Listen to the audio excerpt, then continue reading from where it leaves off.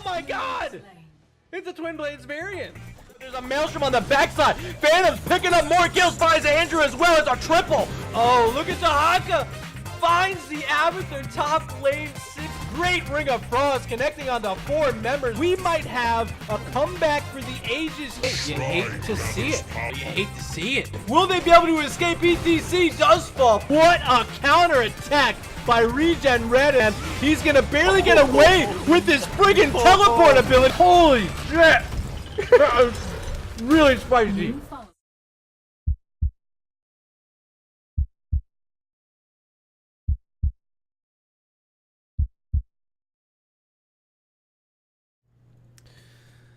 Ladies and gents, welcome. I am your host, Murda, and tonight we have a Division E matchup between the Northstars and the Prince's People. So, welcome. Thank you for stopping in. Twitch.tv/MurdaRG. If you're watching over on YouTube, make sure to hit that subscribe button right away.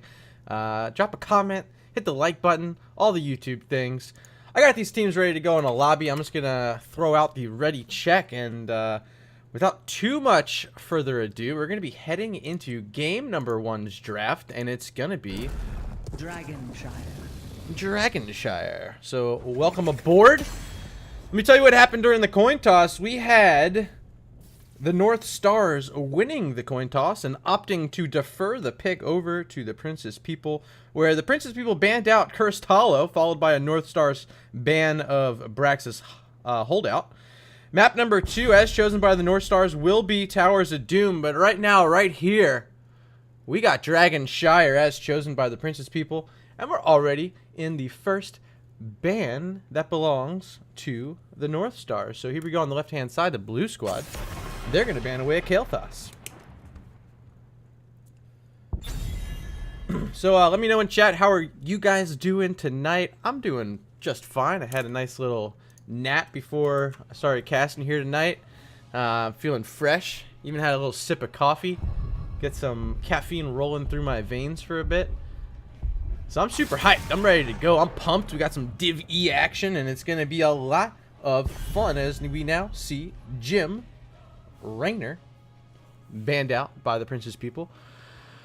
Kael'thas ban here on Dragonshire, bit interesting. We'll see how that works out for them. Definitely the Fire Mage can do some work down here in Division E, and we'll see if they want to ban out more mages. They're going to get rid of the white main. Detected. Thank you for that, host. 20 viewers coming over from one Mega Man fan. You guys are in for a treat here. Division E, always staying fresh. You never know what to expect down here. But we will see the white main ban, and now we will see an Azmodan ban. So a lot of heroes recently reworked. White main most recently in our balance patch that came just yesterday. Deckard Cain going to be the first chosen in this match for the Northstars. They're going to lock up their support. And I think Deckard in a really great spot. You know, yesterday I don't believe he got touched in those patch notes. Correct me if I'm wrong. But he is just an ideal candidate for the support position, as we see a double global pickup here for the Prince's People. They're going to get to the Haka. Oh, whoa, baby. Number 2. Oh, you did not. You did not. You threw out the shade, my friend. Bobo coming through with the 5-month resub. Appreciate it, my man. Calling me number 2. You know I'm number 1, baby. Number 1 in your heart, at least. Dahaka and Brightwing are chosen before. We now see a Tracer and a Diablo on the side of the Northstars. I want to say, while we have Professor Bobo and his attention here, I want to shout out Nexus Gaming Series, twitch.tv/Nexus Gaming Series, tonight at 10:30 p.m. Please correct me if I'm wrong, Bobo. 10:30 p.m. Eastern. Head on over to twitch.tv/Nexus Gaming Series. It is the first NGS Game of the Week. It's going to be hosted by Mongoose and Gravesville. They have Adults with Jobs versus the Blasting Burrows. It's the first time this is happening over there. Show all of your support. Everyone get over there. Check it out. And show love, because there's been a ton of work being put into putting on a really great show. The biggest show you're going to see outside of the playoffs in NGS, so make sure you tune in. I'll be on there, I believe, in 2 weeks.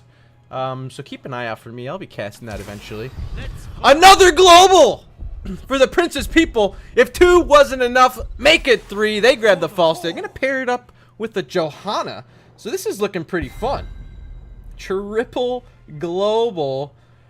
And that's quite the theme. Where do they go with their last pick? That'll be exciting to find out. Malthael going to be chosen here for the Northstars. And the GOAT herself, it is Yarel.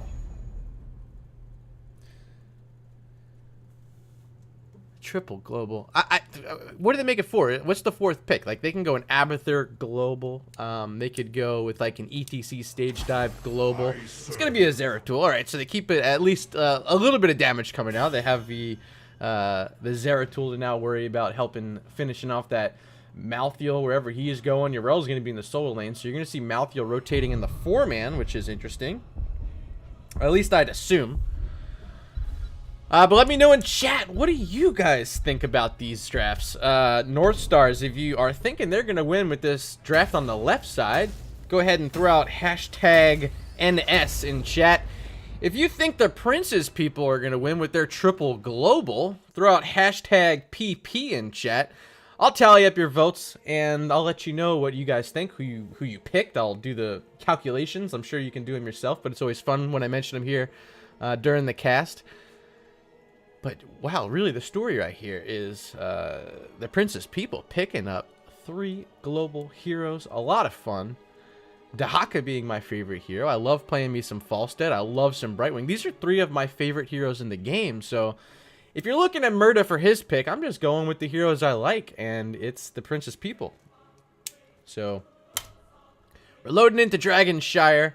This is game number 1. If you're just tuning in, you haven't missed a damn thing except for the first draft.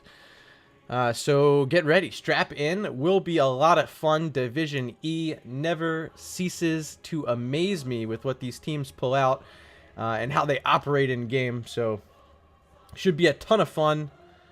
And once again, huge shout out to that huge raid from one Mega Man fan. And the sub from Professor Bobo. You guys are making this evening kick off with a bang. Dragonshire finally loaded in. And here we are in game number 1 on the left-hand side. It's the Northstars. They're coming in with a record of 0-6, but they're looking for a win tonight. Stats for Cats, their captain, going to be on Yarel. Kane going to be playing the Tracer, Mendicant, on Malthael.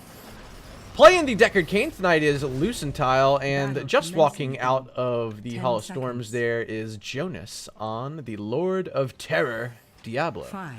On the right-hand side, we have that triple global composition from the Prince's people. Bloody or not, he's who I talked to during the coin flip as their acting captain tonight. It is the Johanna with that Horde skin. Doo-Doo Bob on the Falstead. I dupe for you on Zeratul. Dinkles on Brightwing. And up top on Dahaka is J-Slicer. Level 1 talents up on your screen right now as we have a 4v4 matchup here in the bottom. Falstead gonna fly down to that bottom lane. But Johanna yet to pick her level 1. Still waiting to see what Bloody or Not wants to do there. It's the Scroll of Sealing quest from Deckard Cain, Scroll of Identify. So that's a little something you don't see every day. Malthael down in this bottom lane getting pushed out by Falstead. He'll get back to safety. He's got plenty of healing for himself. I'm sure the Deckard will rotate down eventually and try to help him out a bit, but so far, it doesn't look like these teams are going to get committed to any sort of rotation, as they're going to leave Malthael down in the bottom up against his Falstead. And Doo-Doo Bob so far harassing Malthael back with that lightning and winning this matchup pretty easily so far. He actually went into the Gathering Storm build, sitting at 5 stacks this early in a solo lane. Not too easy to do, but so far Doo-Doo Bob doing a fine job as Johanna showing up. Still has not picked that level 1 talent. And here's Malthael, very low, trying to get on top of Falstead, but Mendy can't fall in low. 200 health. Johanna looking for it. Power roll forward from Falstead, but Doo-Doo Bob cannot find the finish there on Malthael. He will survive. Back to the well, using the tap from Deckard Cain here. He'll be just fine.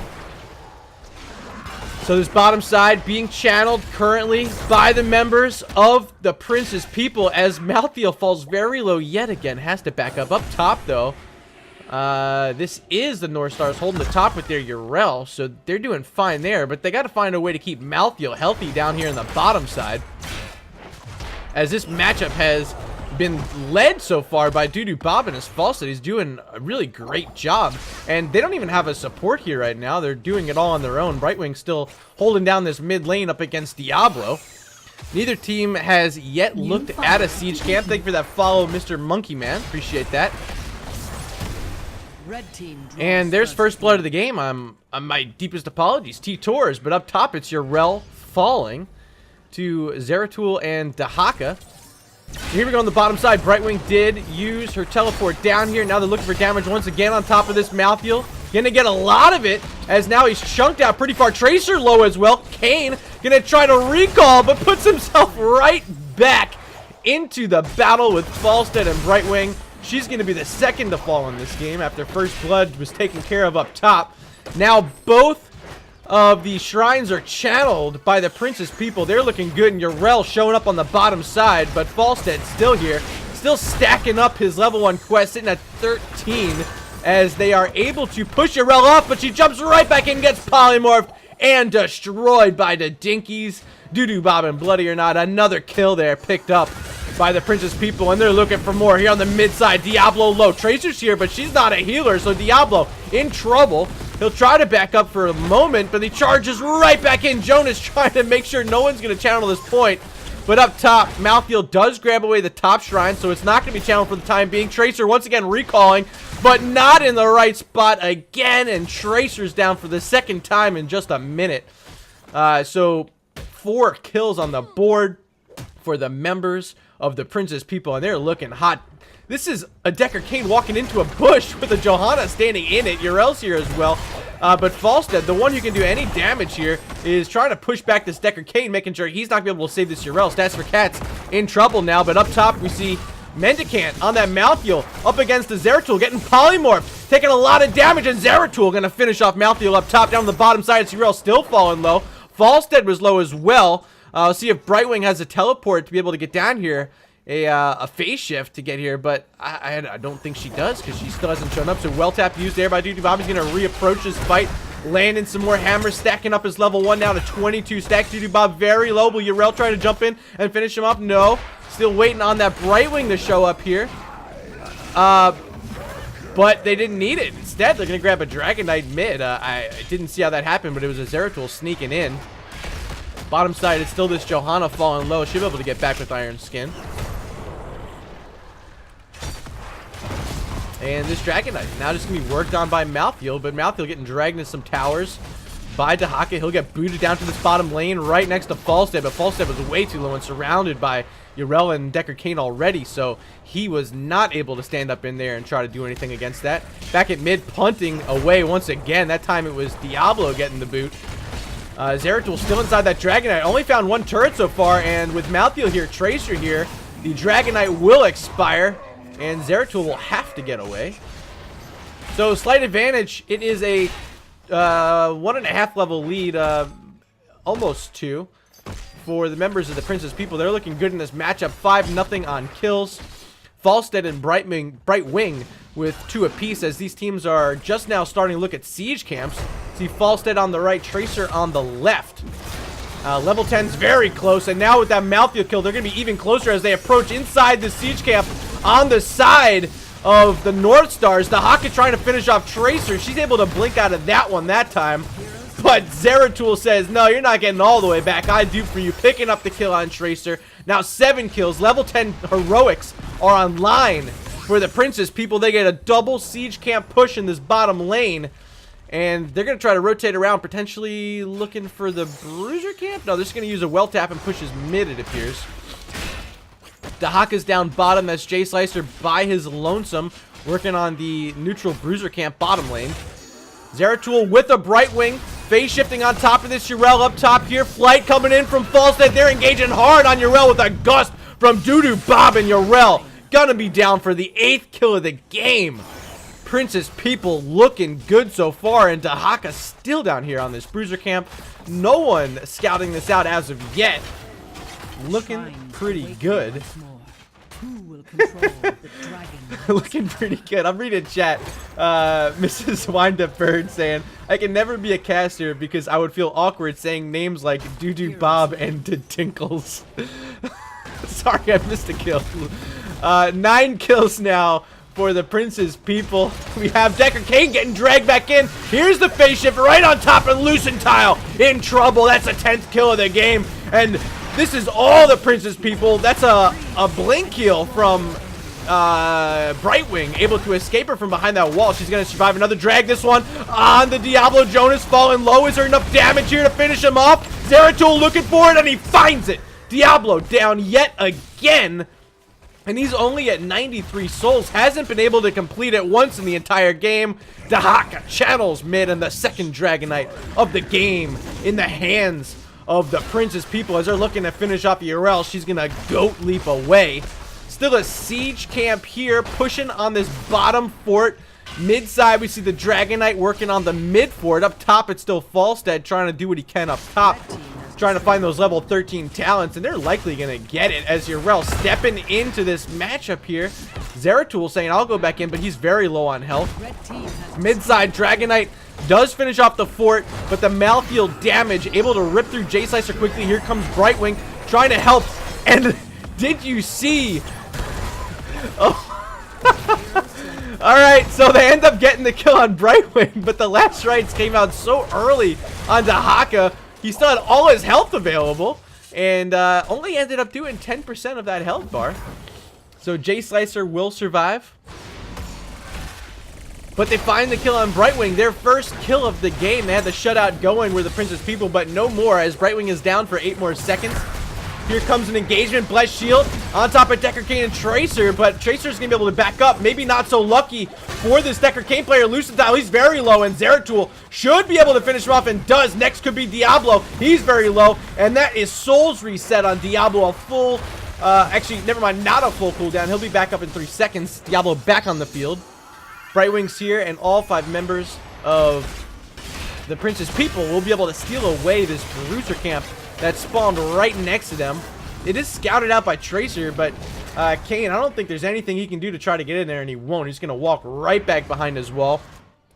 This should be able to just do a little bit of damage onto this fort, but without a wave of minions, not going to do enough. Here's another fight breaking out.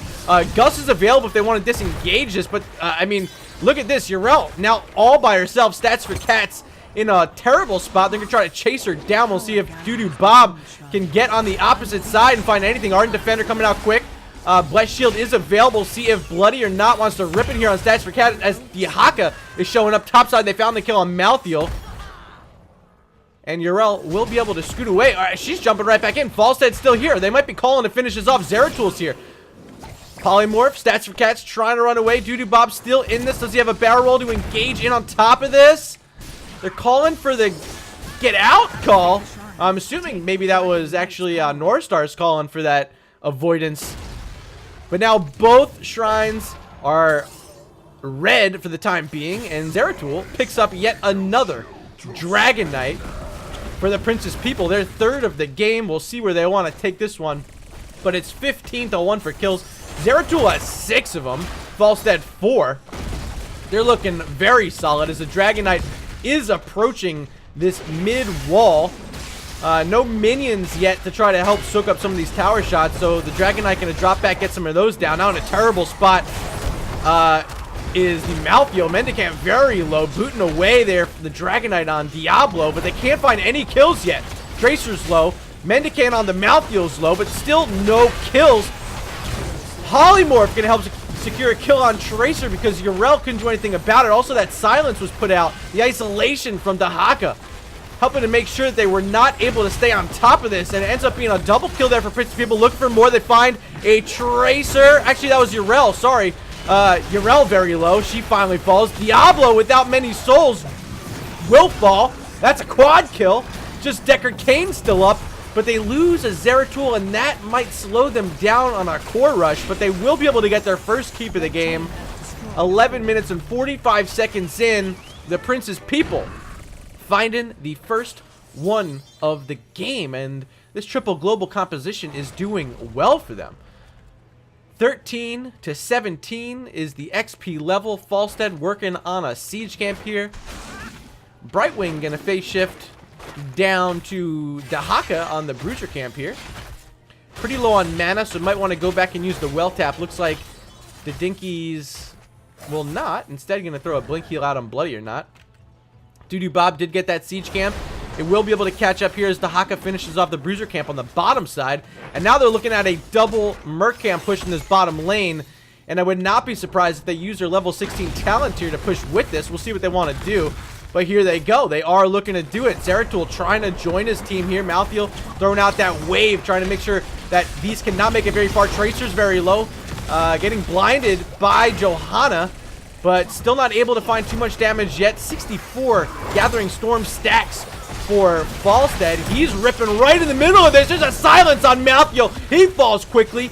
Tracer could be next. She's in the middle of the fight, recalling and does get back to safety. A drag now on Diablo. He falls. 21 kills in the game for the Prince's people, and they're looking for more up top on this. Yarel, I do for you, picks that kill up. Tracer coming back and getting condemned. She falls. A quad kill once again for the Prince's people. The siege camp is still alive and kicking here in this bottom lane. They're going to look for their second keep of the game and potentially a kill on this Deckard Cain. There's Zeratul right on top, but Deckard will be able to drink his way back to safety.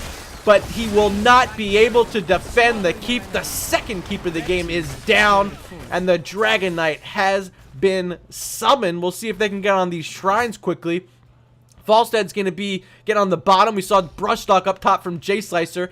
He's on the top, and Zeratul walking right over all by himself will be able to gather their fourth Dragon Knight of the game. Just a Johanna here in this bottom lane by herself. And all the members of the Prince's people will join up with this Dragon Knight here in the mid lane. They are looking to end it with a Talontier advantage, getting close to level 20s as well. But here they go, making their core rush with a Dragon Knight Encore. There is a Staywall enlisting in a lock-in 3. Johanna gets out quickly. There is the APOC from Diablo, but not enough follow-up from anyone on the side of the Northstars. They're not finding it yet, but the Dragon Knight falling very low before the core's getting low enough. And Tracer's trying to find some kills. Backside now, Cain is there, but they're still able to secure anything. Brightwing with these area heals and that blink heal, making sure everyone on the side of the Prince's people are staying alive. The health bar is still looking good. Malthael now pushing forward. Mendicant, there's a Gust. Gonna isolate out Malthael. He's still here. Yarel's getting polymorphed, and she's down. First kill in this skirmish. Now looking for Diablo. He has 52 souls, so that'd be a full cooldown if they can finish off the kill on Jonas. He's very low. Are they gonna be able to get it? No, not quite yet, but they might be able to find this Malthael as he's still in here, and he does fall. The core at 30, make it 20. GG. Game number 1 in favor of the Prince's people.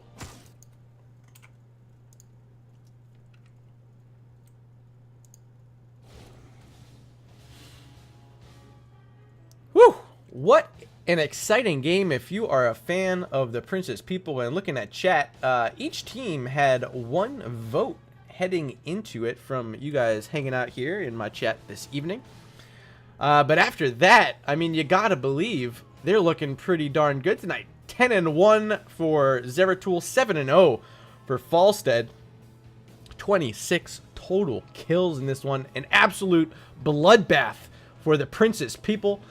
Here's the talents on your screen if you want to go and check out this VOD later on over on my YouTube channel. Nightbot has thrown out the link there. I urge you to please head over to my YouTube channel, drop a subscribe. I'm trying to get up to 100 so I can get a custom URL over there, and I can't do it without the support of you guys in chat. So if you're hearing my voice right now, take the 5 minutes we have in between rounds while you're waiting, head over to my YouTube channel, click the little red button. It's absolutely free, and I will love you forever.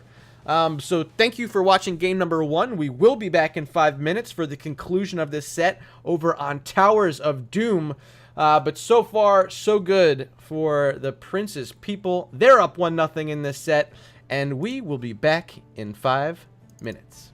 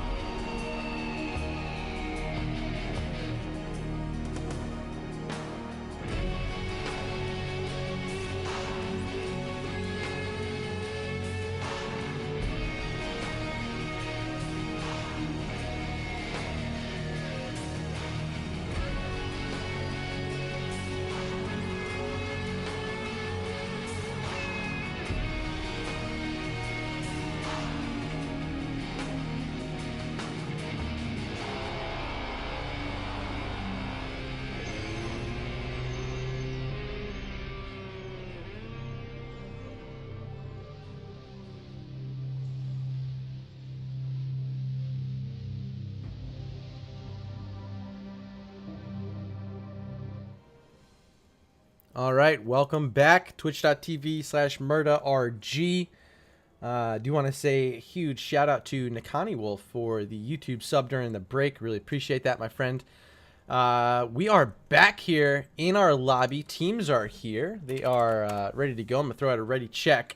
But we're going to be heading into Towers of Doom for game number 2 as chosen by the Northstars. Towers of Doom.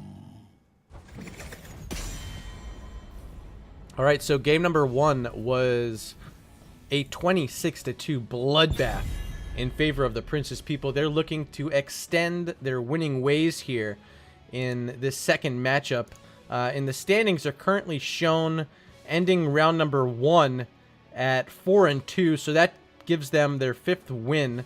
I'm not sure if they've played another match already in this round, but they're looking solid, making their way up this leaderboard. And Northstars still in search of their first victory of the season. Can they make it happen here on Towers of Doom? A map that can favor teams that can come online late. Always a chance for a comeback here, but they're going to try not to fall behind early yet again, as we see the first ban was actually not used there by the Princess People.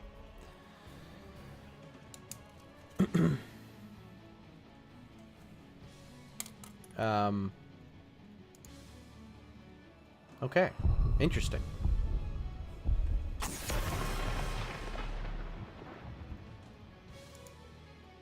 I'm hoping that who's it? Bloody or Not is here. He's their drafter right now.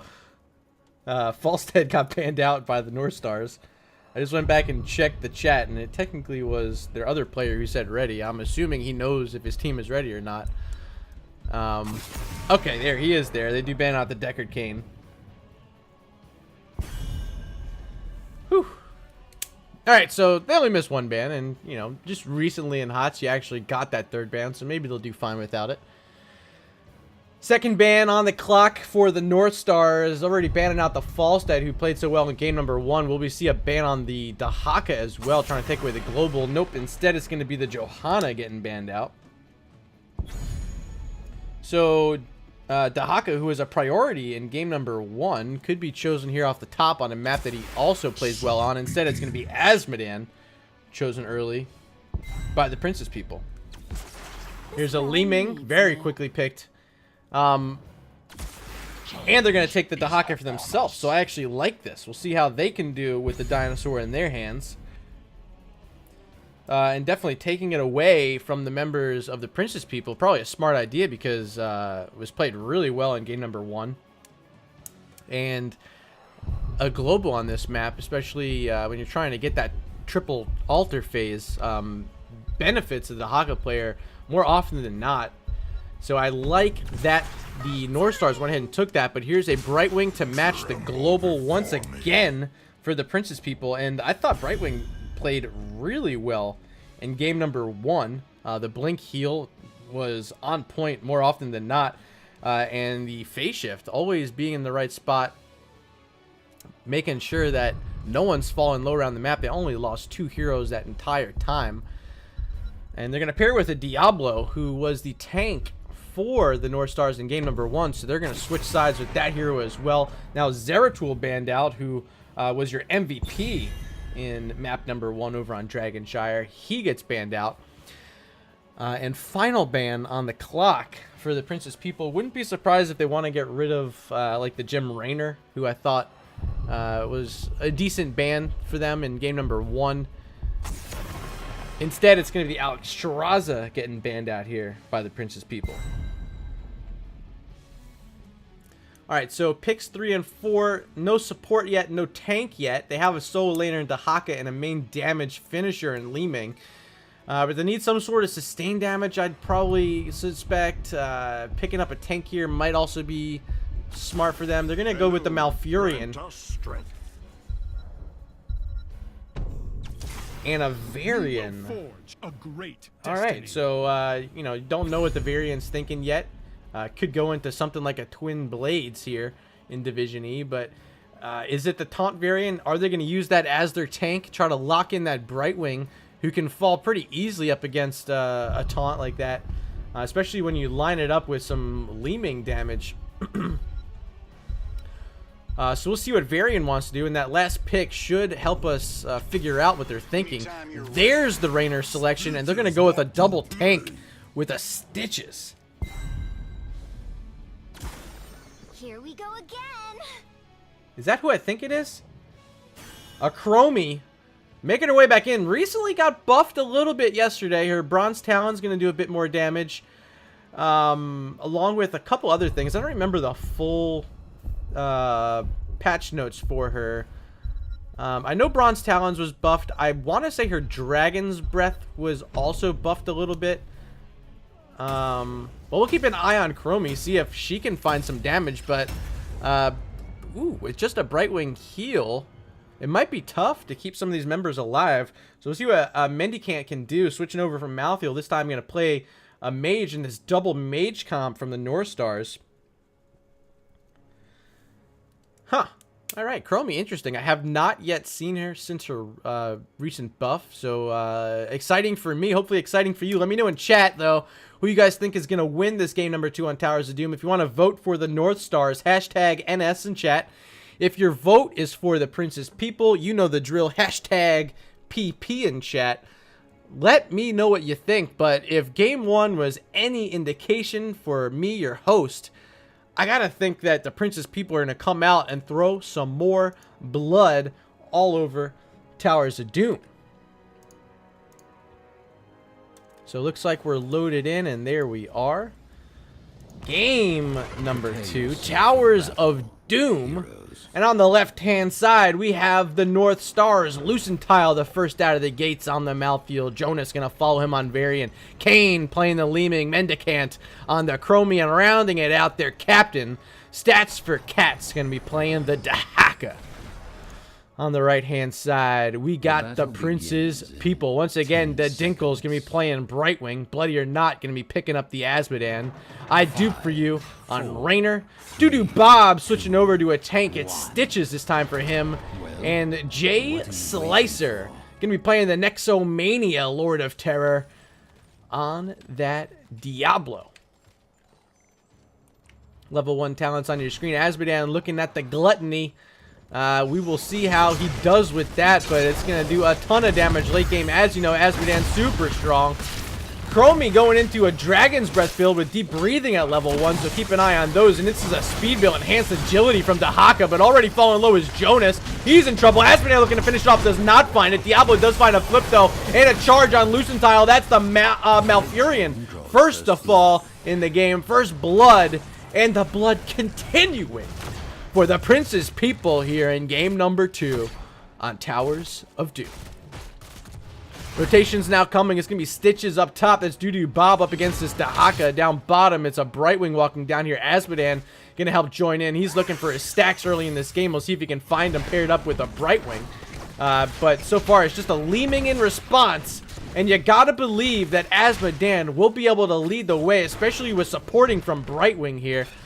They should be able to handle this bottom lane matchup easily, but Jay Slicer all by himself in this bottom side. Up top, Dahaka getting chased out by Rainer and Stitches. Is there a hook available? There it is. Hook on Dahaka. He's falling low. Rainer looking for it. Has that ace in the hole at level 1, but not quite enough damage was available there from Rainer to finish off the kill on Dahaka. He used a well tap and will rejoin the lane as Stitches now showing up here on the mid. Azmodan's making rotations, looking to get his stacks up, his Bloody or Not. Stitches being here. You think he could look for a hook, but instead going to rotate down to the bottom, try to help out Brightwing, it appears. As Leaming teleporting forward, getting hooked, and now Kane in trouble himself, but has that teleport again, able to blink back to safety. Eyes back on mid as Diablo's here. Rainer looking to see what he can do up against this. Take a look at level 2 talent for Chromie, which I haven't shown you yet. It's Enveloping Assault. As Diablo falling low, 160 health, and Jay Slicer able to get behind the wall and use a Hearth to safety. So close to picking up the kill. Level 4 for Varian, and we see it will be a taunt from Jonas. Up top, here's Mendicant joining Dahaka as Rainer, the only hero in defense in this top lane, I dupe for you playing the Rainer there. And just going to defend this wall for now is Rainer. Triple altar spawning as we see a siege camp being grabbed by the Prince's people. Still no look at the other siege camp from the Northstars. They have not tried to get that as of yet. Top side, it's going to be a 3v2. Chromie going to try to delay this up top. But Rainer's going to push her back. Bottom side, it is Azmodan, Brightwing, and Stitches up against his Varian. Jonas could be in trouble as Stitches walking forward has a hook available. Top left was channeled. Top right will be channeled by Rainer. So now all eyes here on this bottom side one. Channel starting from Asmo as the hook is there on the Leeming. Kane falling low, getting polymorphed. Stitches still here, does not have another hook, only has the one. But here we go. 5 members of the Prince's people are here. Dahaka now just joining as big blast coming in from Chromie. They're looking for damage on this backside. Diablo charging the Chromie into wall. Mendicant able to back up, will be able to survive. Channel now here by Brightwing, but will be interrupted by Leeming. Yes, the Dinky's falling pretty low as they found that kill on Varian. Now it is a 4v3, make it 4v5 as Stitches rejoins from the well. Dahaka swarmed, uses that burrow and the essence. Polymorph now on stats for Cats, able to use some maneuvering right past Stitches there. So he'll survive. Top side is Leeming, still in trouble. That's Kane as a channel coming out from Brightwing does not get interrupted. Kane will fall. Leeming's down 3-0. In kills once again for the Prince's people, looking good, picking up 2 shrines, 2 altars here in that first phase. As they're getting closer and closer to level 7, they find a hook on Dahaka, Burrow, and Essence once again from Stats for Cats. Trying to walk away, will he be able to? 300 health, getting some supporting from Malfurion and will survive. But the turrets will not. The wall has been damaged, and they're looking for the first fort of the game with 4 members here. And Azmodan throwing a laser out. A bunch of minions as well. Brightwing trying to get rid of this mini wall here. And they're going to get about half the fort down for now. Hard to tell, but up top we did see a camp taken by Chromie and Varian. But they might lose this fort, the first fort of the game for it. And yeah, they will. Azmodan dropping down some of his little siege guys, whatever the heck they're called, and allowing them to get the first fort of the game. Up top in defense is J-Slicer on Diablo. As I take a peek over at your votes in chat, looks like 2 for 1 in favor of the Prince's people. And so far you're looking right with a 1-level lead. 3-0 in kills. They steal away Pumpkin Sappers on the bottom side. They made the defense on the top side here up against the Pumpkin Sappers that were pushing. J-Slicer here on Diablo doing a fine job himself, making sure no one's pushing past him. As the Haka's in trouble yet again. Stitches here did not use a hook. Just came off cooldown, so I guess he didn't have it fully available. As altars are spawning in 10 seconds, we'll see what these teams want to do. But bottom side, Pumpkin Sappers had to be responded to by Leeming and Malfurion. So now able to push forward on this top left altar are the members of the Prince's people. But sneaking the backside is the Haka. And Stats for Cats should be able to get this channel. I don't know if Rainer can get there in time. Does he? Yes, no, he didn't. Very close, but it was the Haka making the channel happen. Now Mendicant on Chromie in a terrible spot. But nifty maneuvering. He'll be able to get away. Mendicant surviving with 200 health as the hook comes out. Only hits the Varian. They trade out on opposite sides on altar channels. But 33-27 in favor of the Prince's people as there's still 3 Pumpkin Sappers here in this bottom lane. And, ooh, they will not cross the line. Leeming will be here in response to help clear them up. Teleport does not damage Mercs and minions. So, Kane might not be able to get this actually. Pumpkin Sappers standing in front, but too much damage, and the Sappers cross the line there. More shots for the Prince's people as Leeming damage was not enough to get the job done there. Jonas coming forward, used a taunt on Rainer, but getting flipped over by Diablo. He's fallen pretty low in health without Malfurion here in support yet. He's got to be careful. Level 10's pretty close for the Prince's people, but staying pretty close in the matchup are the Northstars. They're looking good. Varian playing aggressive, has Malfurion supporting here now. Brightwing phase shifting in. They might want this fight. Still no level 10s, but they're only a couple minions away. Asmo up top, it might be able to get the job done. Here's Varian trying to taunt in the Diablo, but now level 10s for both teams.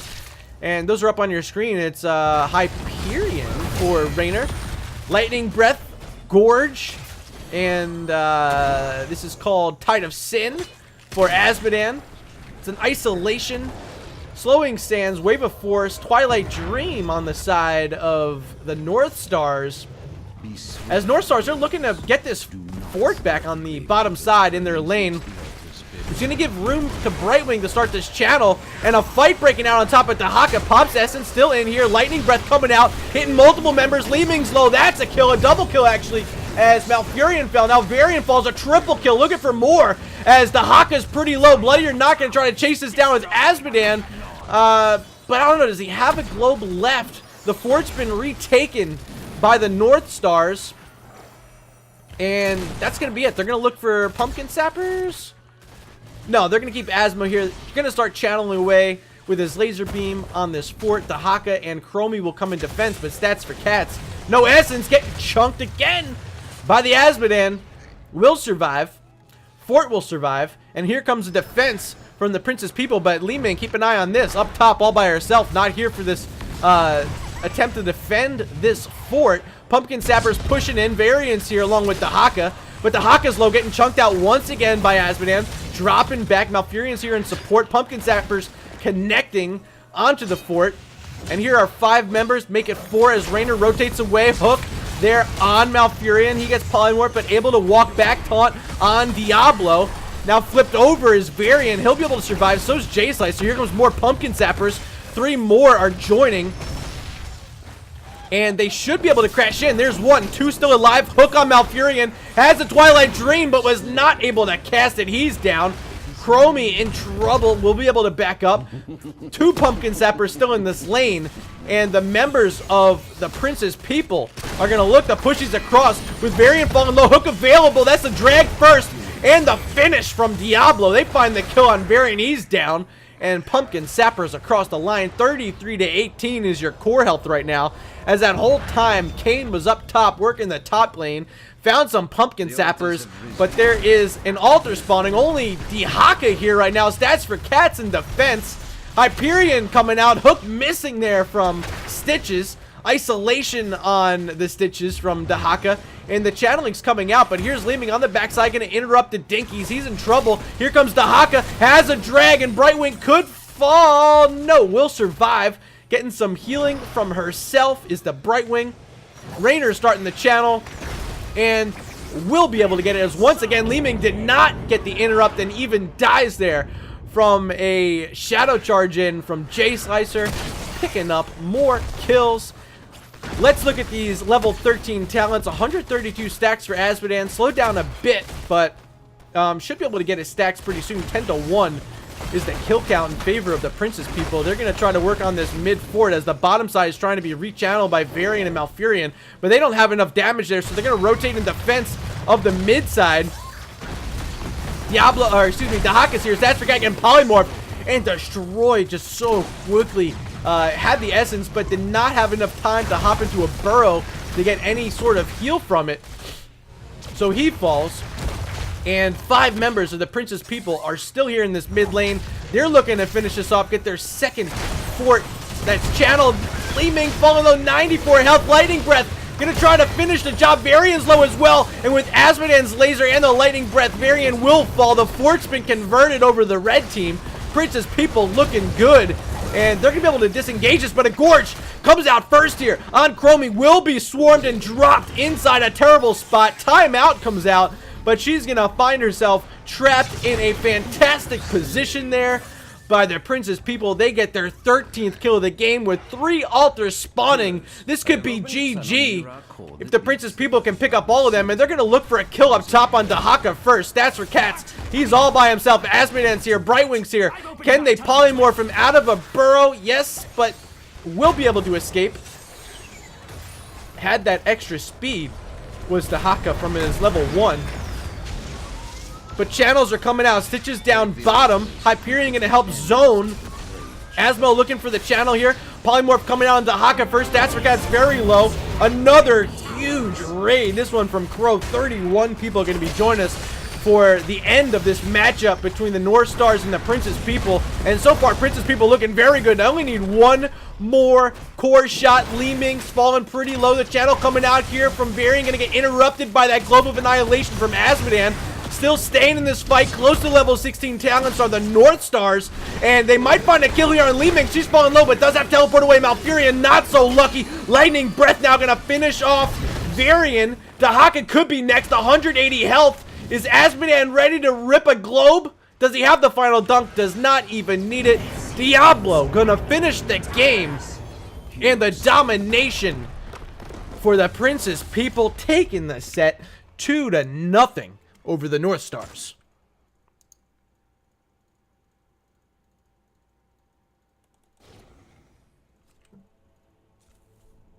Whew. Alright, so once again, if you're a fan of the Princess People, they were looking hot tonight. Game 1, it was 26-2 in kills. This game here, 16-1 on Towers of Doom. Two very dominant performances from the Princess People. Just absolute demolishing tonight of the Northstars. They pick up the 2-0 win. I will show you the talent screen if you want to take a look at these. Like, honestly, what a set. I'm going to see if I can get one of these captains into a lobby for an interview. See if we can talk to Bloody or not. But just, like, all around from them was a great set. And I'm interested to see what they have to say about it.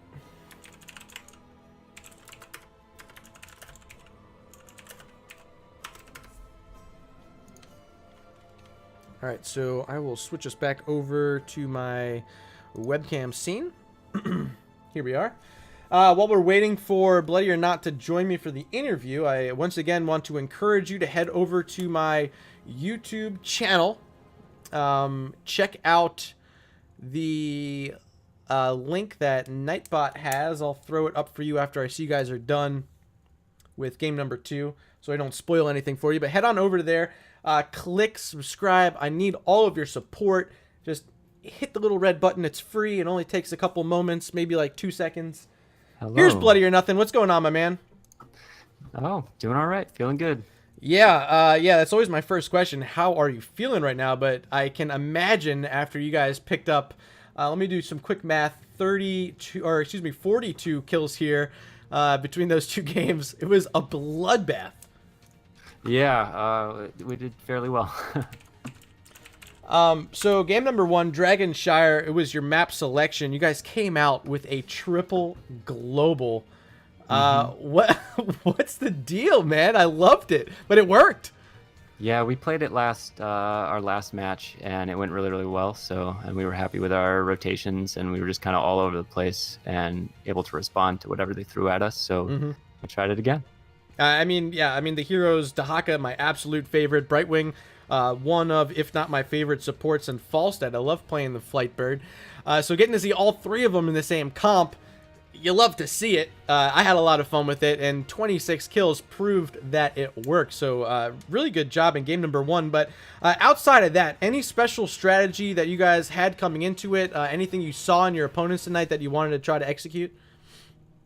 I don't know. I don't think we had anything in particular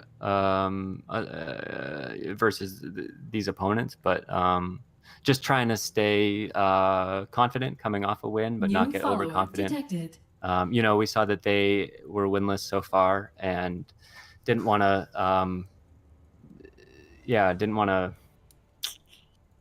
underthink it. You know, didn't want to go in assuming it was a win and just. Sure. We thought like, well, maybe they've learned from their mistakes so far and are going to come out swinging. So we were just ready for anything. Yeah. I mean, NGS never overlooking opponents. Don't underestimate anyone. And I mean, with how good you guys did, you guys looked like the better team tonight. So GG's on that aspect. Game number 2, though. We moved on over to their map selection, Towers of Doom. Is this a map you guys have much experience on, or was it kind of a question mark heading in? We haven't played it in NGS yet, and I know it's one of our lower win rate maps overall, but it's not like we all feel comfortable on it, so I don't think we were particularly worried. But it being the first NGS match on towers, yeah, there was a little bit of a question there, and just feeling things out, seeing how it would go. But we got the Dahaka pick again, or no, we didn't. They took it. Yeah, they took it in game 2. Yeah, but yeah, we ended up on some comfort picks and some strong heroes, and yeah, we were feeling pretty good. Azmodan, a hero that a lot of people have been loving playing since the rework. You picked it up in game number 2. Let me get your thoughts on the hero. Is this a hero you guys want to get on? I know that you banned it out in game number 1, but you ended up taking it in game 2. So obviously a priority for you guys. Yeah, definitely. We've somehow managed to get it 4 times already in NGS, and we've won all those games. So yeah, we definitely look for getting it through the draft, and that's worked out so far. I didn't actually have the best game. I wasn't stacking well, and yeah. But you know, he's a very strong hero right now. Well, I ended up doing enough, and you know, you mentioned your wins. You picked up 4 of them already with Azmodan. You guys are looking good on the season. Did you guys play another match in this round yet? I know there's been like the issues with upload.